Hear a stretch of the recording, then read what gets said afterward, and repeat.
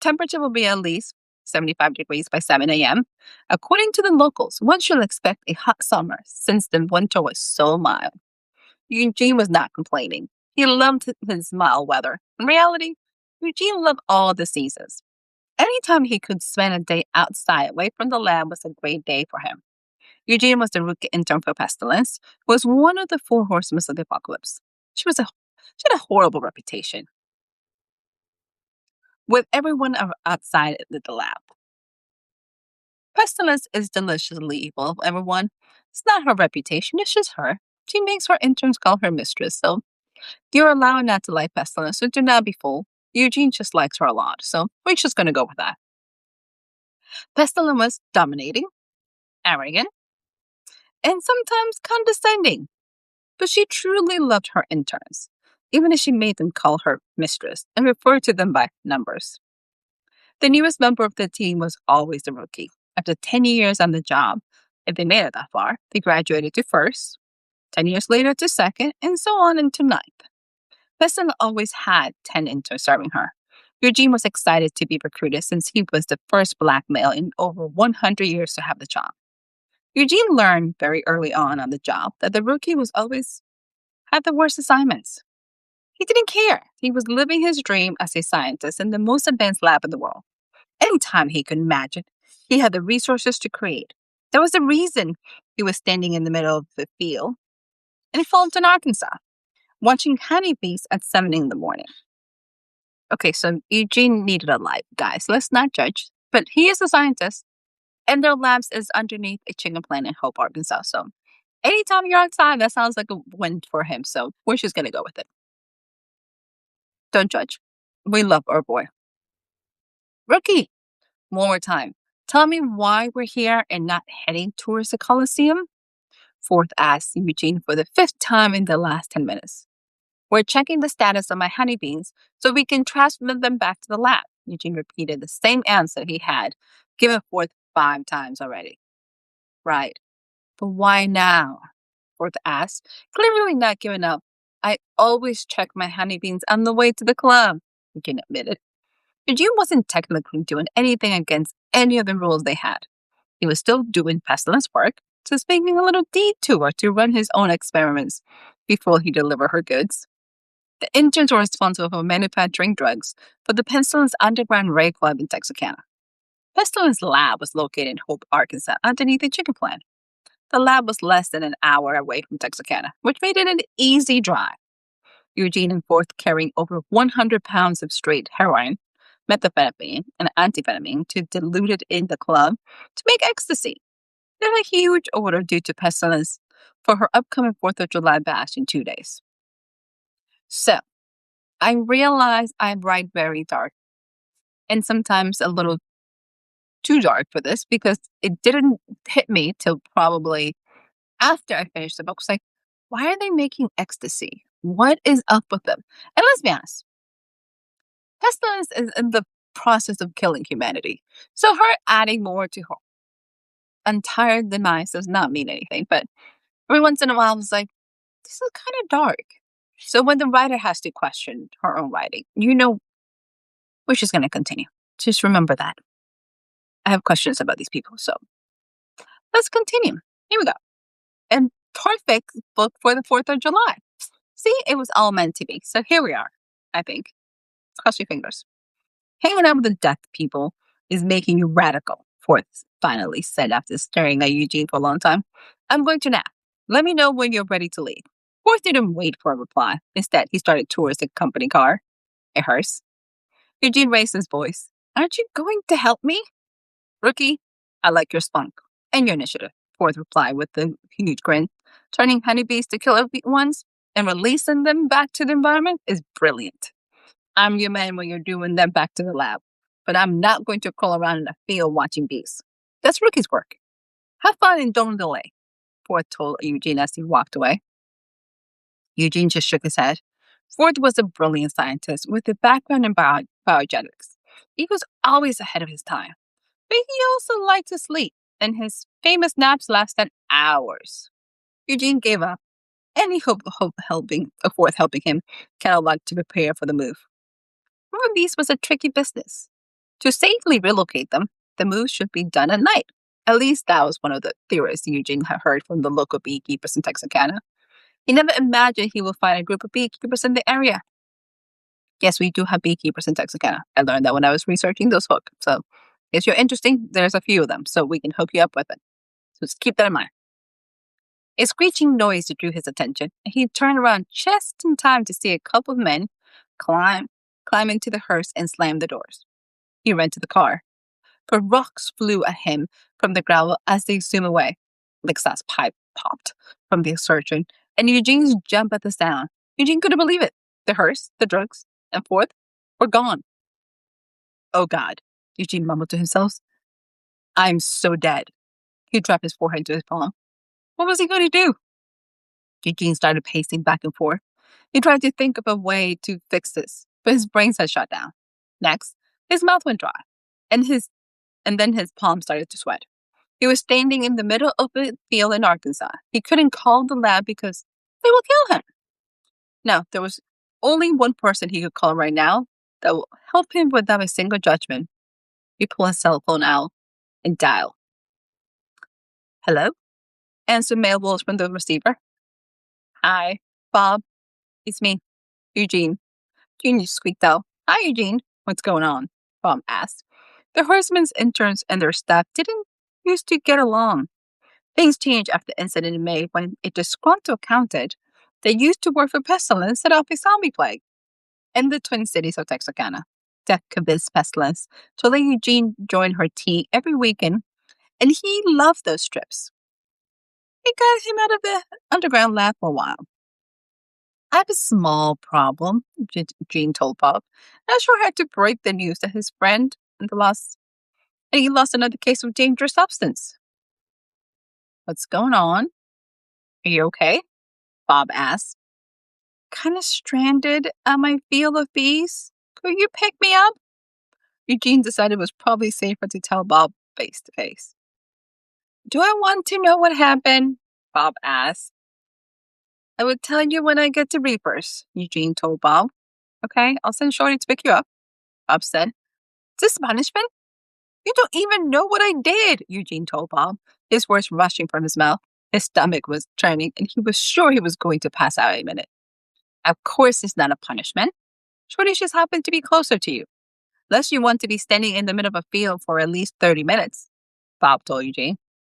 Eugene weighed his options. He could stay in the field and waited for Bob, or risk his life at the hands of Mad Max Shorty. If it wasn't for Forth being taken in the horse, he would stay in the field. But his friend's life could be in danger, so he really had no other options. Eugene let out a long sigh. Fine, send Shorty. But if I don't make it, I'm blaming you. He's already on his way. Stop being dramatic. You'll be fine. Just remember to put on your seatbelt, Bob told Eugene with a faint amusement in his voice. See you in a bit. You might, but only if I don't die on the way, Eugene told the optimistic Bob. In less than 7 minutes, a huge Ford truck charged straight at Eugene. Unable to move, he knew he must look like a deer stuck in headlights. Finally, at the last second, he pulled himself from his trance and jumped out of the way, landing flat on the ground right as the truck stopped in the exact spot Eugene had just been standing.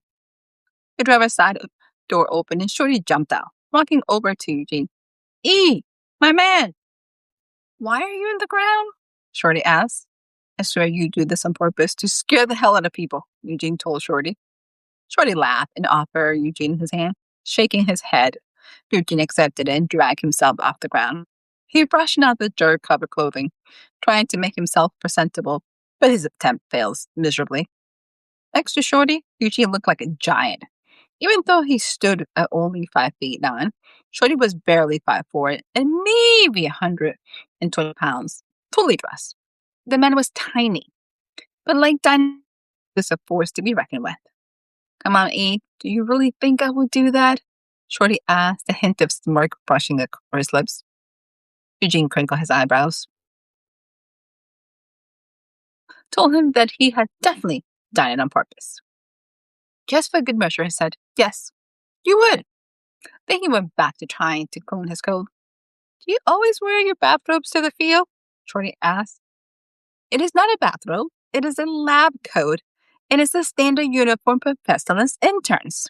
Eugene gave up brushing his coat as he finished talking. Oh, never mind. Let's get this over with. Great. I have a meeting with the triplets at IHOP, and I don't want to miss it. Shorty told Eugene as he ran around the truck. Where's your corpse, Bill? I know you didn't walk here. Eugene let out another sigh. Stolen, he said as he climbed in the truck. What? Shorty yelled. Why didn't you say that before? We've been sitting here losing time. You need to talk to the boss man. He would know what to do. Shorty started the truck before Eugene buckled his seatbelt. Eugene hoped the desk team could help. But more than anything, he dreaded facing one specific member of the team. Isis Black was Death's North American intern and one of the most beautiful women Eugene had ever seen. She was tall with silky black hair and mocha complexion. She was also extremely intelligent and lethal. In fact, he had a feeling Isis could beat him up with one hand. However, even with all the bassery, Isis was also one of the most caring people he knew. And the last thing he wanted to do was disappoint her. This was going to suck. Before Eugene could drown himself in sorrow, Shorty took off. Eugene had just enough time to grab the oh shit handle before he took the fastest turn in the history of driving. Shorty, don't get me killed. I'm too young to die, Eugene screamed. I thought he was feeling Shorty still couldn't hear him. The music was so loud, almost blew out his eardrums. Relax, E. I got this, Shorty said. Eugene shrugged. He guessed Shorty had heard him after all. So, chapter 1. I don't know why the idea of pestilence themed selling drugs made perfect sense. But let's be honest, it made perfect sense because who else would do it? If you're trying to kill humanity, why not add another misery to the list? So here we are. This is from Eugene with Love. So Eugene, honestly, I think when I wrote this book, every other person I kept meeting in Texarkana was a beekeeper or trying to do something with bees, or they have bees in their house. I don't know why. It seems so dangerous to me, but I didn't ask any questions. And then I went down the rabbit hole of like bees. So let's find out more about bees. I realized this is like really a very specific skill set. I don't have it. I'm not going to dress up as a beekeeper. They're also not something I want to touch or play with, but it's super amazing. So this book is for all my beekeepers out there because you truly inspired this one. So here we are. And then because it's Eugene and pestilence, they needed to figure it out. Can we turn just regular honeybees into like killer bees? Then my brother informed me that honeybees were getting extinct. So we went down even more rabbit holes. So hey, here we are. There's chapter 1. Welcome if you're joining me to Storytime with Constantine. We're going to go ahead and just read you chapter 2 because why not? Poor Eugene has to now face the Reaper team. And this is, if anybody's joining us late, remember, From Eugene with Love is chapter 2.5 in the Intern Diary series. If you read Plague Unleashed, you know in May, because this is actually in July, they literally had to face the apocalypse in Texarkana, which I had a blast writing. I don't know why. I don't think I write horror, but I'm easily amused by like madness and shenanigans. So here we are. So we're going to jump in right to chapter 2 because it's a novella and they're super fast. So join me. One of these days, we'll just pick a book and just read it together and see what happens. Like do multiple sessions of the same book and eventually we'll finish it. So, and by the way, thank you so much for understanding that I'm not a professional narrator, but a really goofy author who enjoys like just chit-chatting with you guys. So let's go. Reapers Incorporated was located at the Nash Business Park in Nash, Texas. Needless to say, Eugene and Shorty made it there in record time. That was the fastest drive in Nash that Eugene had ever witnessed, especially for the passenger seat. Eugene could feel his heart racing in the chest. He took his heartbeat, and by the time they arrived, his heart rate was over 120 beats per minute, and his hands were shaking. Eugene was sure he was having a panic attack. But it was any wonder when Shorty's idea of a good time was cutting in front of an 18-wheeler and driving faster than the state trooper on a chase. Eugene's life and the lab hadn't prepared him for Shorty's driving. Reapers was the headquarters for Death's team. From the outside, the building looked like every other metal building in the business complex. The only distinct characteristic was the red Gothic letters of the name, which Eugene was sure had been ordered by Constantine. Constantine was the guardian of all deaths entered, as well as their trainer. He was also a 5,000-year-old talking cat. Eugene hadn't known such things existed. He wasn't used to the supernatural. Even though he knew it was there, he had very little interaction with it until he met Death's group. Eugene and Shorty were part of the team at Reapers, according to Bartholomew. Bartholomew was the resident genius of the group and was only 12. His duties ranged from hacker, supply sergeant, and occasionally even arms dealer. To expedite their visit, Bartholomew had programmed the security system to recognize both Shorty and Eugene's handprint and DNA, which saved a lot of time since Reapers was more secure than Fort Knox. Once Eugene and Shorty scanned their hands on the small electronic pad next to the door, they moved inside the building and walked through the scanning system. Bartholomew had once explained that the system looked for everything, including spells, arms, even food. Eugene was not sure how the food would apply, but he was afraid to ask. This team has strange reasons for doing stuff. They made it through the security tunnel, as Eugene referred to it, and crossed the first floor of the building, which was a lot more impressive on the inside. It was set up in sections. Bob had his apartment next to the tunnel at the front of the building. The middle was split between a gym and the parking maintenance area, and for the cars. Eugene glanced over as he passed, whispering a quick prayer of thanks when he noticed the blue Mini Cooper that belonged to Isis wasn't there. The back of the first floor doubled as a shooting range and lab. That was the place Eugene usually confiscated when he needed to work. The building had a second floor on the far right. The loft, as Isaac called it. It was the living quarters for the rest of the team. The front of the loft had an impressive kitchen that Bob claimed for himself, which was fine with everyone since he was the master chef. The rest of the loft housed Bartholomew's command center in a dining room set. Eugene could see the loft from the first floor since the inside wall is made of glass. Are you planning to stay down here all day? Shorty asked Eugene. I'm not sure I'm ready to face them, Eugene admitted in a soft tone. Oh, come on, E. We're family, Shorty told him. Yes, Bossman is going to make fun of you, but Constantine makes fun of everyone. Now relax and let's get your corpse mobile back, Shorty flashed, a confident smile and headed up the stairs. Eugene searched the room for a way out, but he couldn't find one. He sucked it all up and followed. When Shorty entered the loft, Eugene trailed behind him, with his shoulders slumped. He stood and scanned the room, finding Bartholomew sitting in front of his command station and Constantine napping on top of the leather couch. Bob, of course, was in the kitchen area. Bob was Eugene's favorite. He was only in his 40s, but very wise for his age. Whenever Eugene needed someone to talk to, Bob listened and gave great advice. Kenna became Eugene's mentor, which made this even harder. If Bob was disappointed in him, boss man, we made it, Shorty told Constantine. Constantine yawned and opened his eyes. Then he stretched for what felt like 5 minutes, taking his sphinx pose on top of the couch. Finally, he gave them a bored look. Shorty, you're slacking. What happened?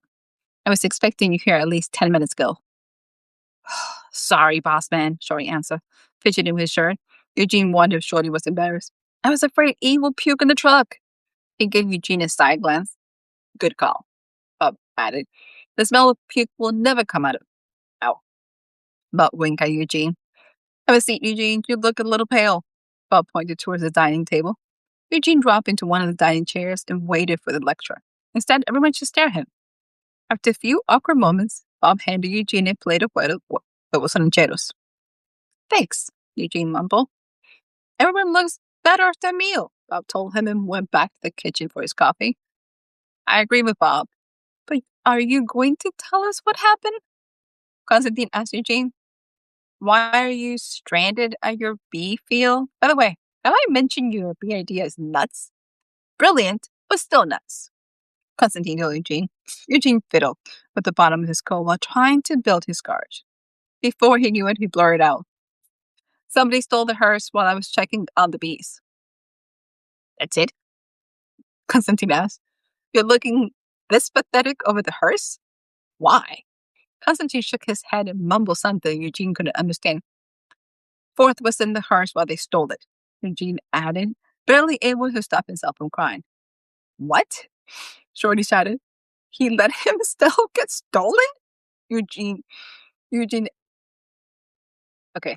He tried, okay. He tried to cover his mouth to hide his smile, but it was too late. I feel like, Shorty, come on now. Somebody's still in the car. You're going to stay there. We have some question marks, but hey, we didn't say Pestilence Lab people were that put together. So here we are. Fourth is a really heavy sleeper, and he was taking a nap in the bath, Eugene tried to explain. He's probably still asleep, Eugene said as he stabbed his egg around the plate. I'm impressed. It takes talent to sleep that deep, Bob told Eugene. There's something seriously wrong with those interns, Constantine told the group. What's the problem again? Before the wakes up, he can walk out and call you, Constantine said in a straightforward tone. That's not the only thing missing, Eugene said, sliding down on his chair. I don't like the sound of that, Constantine said. We will carry over 100 pounds of pure chemicals and cocaine to make ecstasy. The words flew out of his mouth, coming so fast, he hoped they didn't understand what he just admitted, except he was never that lucky. What? Constantine growled. Damn, Shorty said. Eugene? How potent are these chemicals you're carrying? Bob asked, gripping the kitchen counter. Overdose strength? Eugene answered without meeting everyone's gut. Have you told Pestilence yet? Constantine asked, almost spitting Pestilence there. I can't, Eugene said, his tone filled with panic. He jumped from his seat, ready to bolt. We have a strict rule when it comes to chemicals out of the lab. We aren't supposed to let them out of our sight. If anyone tries to take them, we're supposed to retaliate with polio shot. Sorry, guys, I think that's kind of funny because let's be honest. Really? Is that the whole intent of this? Eugene paced the length of the room. What do you mean by polio shot? Bob asked Eugene. We carry an EpiPen with it. Eugene answered as he stopped and looked at the floor. Well, we're supposed to, but I left mine in my bag, inside the hearse. No wonder those poor Rotarians are still fighting polio and pestilence and has heard people spreading it. So as a Rotarian, I'm just going to say, if you're going to give a shout out to your people, why not? So, hey, I write urban fantasy and everything is fair game. So if you're going to have a little fun with your writing, you might as well blame pestilence for this as well, because why can we not eradicate polio after 40 years? Is beyond me. So here we are. So Constantine is even going to give Rhodey a shout out. I should tell my people that. I'm going to put that on the list of things to do. Just not today. So we're going to continue, because here we are. We have committed to chapter 2, so here we are. So where are we? And Eugene picked up the dirt specks, embedded in his coat, and swallowed the lump in his throat. Any minute he might cry. And he couldn't have that in front of desk crew. How did you know? With pestilence, there's always a punishment. That witch is nuts, Constantine answered. A year of manual labor in the lower levels of the lab with no ability to see the sun, Eugene told the crew. Ouch, E. You work in hell, Shorty told Eugene. I agree with Shorty. That is cruel, Bob rubbed his temples, like he was trying to release all the stress inside him. It'll be worse since I lost Fourth as well, Eugene finished, dropping back down his chair. Relax, child. We will find your missing boy and your drugs before your psycho witch finds out, Constantine told him. Really? Eugene asked, sitting straight up in his chair and smiling for the first time since arriving at Reapers. Of course, Constantine said. We can't let her take our favorite mad scientist. Will you do me a favor and not tell Isis either? Eugene asked. Why? Shorty asked. You know the boss lady is a huge asset, Shorty told Eugene. I don't want her to think I'm totally responsible, Eugene admitted. You don't care if we think you're totally responsible? Constantine asked, teasing his voice. So let's be honest, he has his priorities. It's okay if the boys know, just not Isis. He has other issues to worry about right now. You guys are my boys. You don't care if I am. Isis has high hopes for people, especially me, Eugene almost whispered. He does have a point, boss, Bob told Constantine. You're in luck since she's in Jefferson on a job, Constantine barely got out of it before the door busted open and Isis ran in. Hi. She's here for a minute, Isis said, running into the loft. She stopped short when she saw Eugene. Eugene? What are you doing here? Isis asked. delivering more sleep formula. You brought us the wrong one on Friday, Constantine answered him. The real question is, what are you doing here? Constantine asked with a frown. Need to get some clothes, Isis answered, not looking at Constantine. What happened? Why do you need more clothes? Bob said quickly. Nothing happened. It's just going to take me a little longer to track this ghost down, Isis answered, trying to smile. Are you sure? Constantine said. Or are you trying to have a mini vacation at a bed and breakfast? Constantine narrowed his eyes towards Isis. So, P.S. for anybody who's not in the Texas area, Jefferson, Texas has more of the bed and breakfast in town. It's also supposed to have been haunted. It is a gorgeous location. So if you really wanted to go hang out and just check out the site, great place to do it. And yes, because I write urban fantasy, I can put real places and locations in the books and just kind of promote people. Why not? So check it out. I do have a couple of friends who own bed and breakfast in the area. So check it out while you're there. So Jefferson, Texas is a great location. So here we are. I know Isis is not trying to have her own mini vacation. I hope. Maybe. Hanging out in a haunted hotel is work, not a vacation, Isis told her. No, she's having a hard time tracking his patterns. He keeps moving houses, and I can't tell which one are actually haunted by ghosts or if it's just humans pretending to be ghosts. But don't fear. I got this. Isis ran to the back of the loft towards the bedrooms. Why are you harassing her? We want her to go, don't we? Eugene whispered to Constantine. Eugene, Isis's room is soundproof. You don't have to whisper. Besides, if I don't pick on her, she would know something is wrong, Constantine answered. Got it, screamed Bartholomew from the back. Eugene jumped to his seat. Don't do that. Sorry about that, Bartholomew replied, taking off his headphones. It's about time, Constantine said. Hey, it's not my fault Eugene doesn't have a tracking on his hearse, Bartholomew said, trying to defend himself. I had to create a program to scan and track for hearses. Do you know how many hearses there are in this area? Tons. Bartholomew shook a finger at his screen. Wait, you found the hearse? Eugene asked. What do you think I was doing here? Playing Pokemon? Bartholomew replied in a sarcastic voice. Ignoring me? Eugene told him. You got jokes. Thanks, E.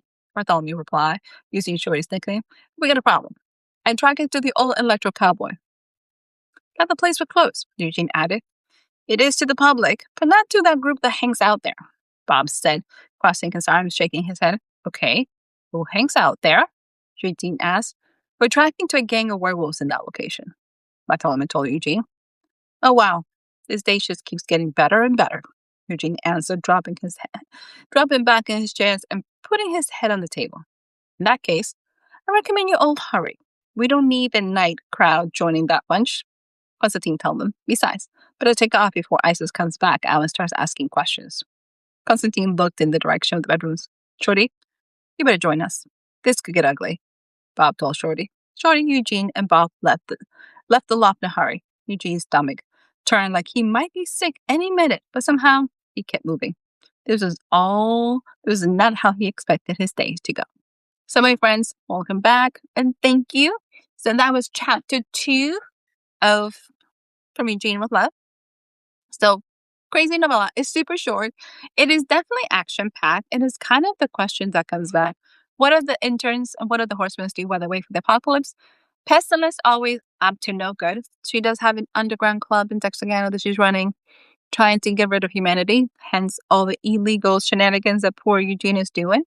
He is definitely trying to figure out how to make regular bees into killer bees, because at the time that I wrote this, killer bees was a big thing in Texas. Pretty sure it still is, but that's kind of what happens. And Isis is trying to find those because that's what she did as an intern. So that's kind of the catch. So if you're interested in the novella, you can pick it up anytime. It is From Eugene with Love. Super funny, as long as you enjoy some dark humor. So hopefully you guys enjoy my crazy redemption and reading of Eugene. So Constantine says, hi, everyone. Thank you so much for joining me. I hope you guys are doing super amazing. Pick up a book, get lost in a story, have a blast reading. Give yourself something just to get away. Reading is still an amazing passion. Thank you, thank you. I will figure out what we're doing. By the way, next week will be in Charlotte for our mastermind. So ER Evergreen Author Resources, we're doing our mastermind in Charlotte, North Carolina. So I'll be coming live from there to you guys. You just have to remember to bring a book to read. That's kind of the catch. So I will bring a book. We'll have another reading, probably Saturday or Sunday, depending how our schedule is. And we'll kind of do some more chit chat. So, guys, stay fabulous, stay cool. Know that I love you all, and I will see you guys next week. Bye.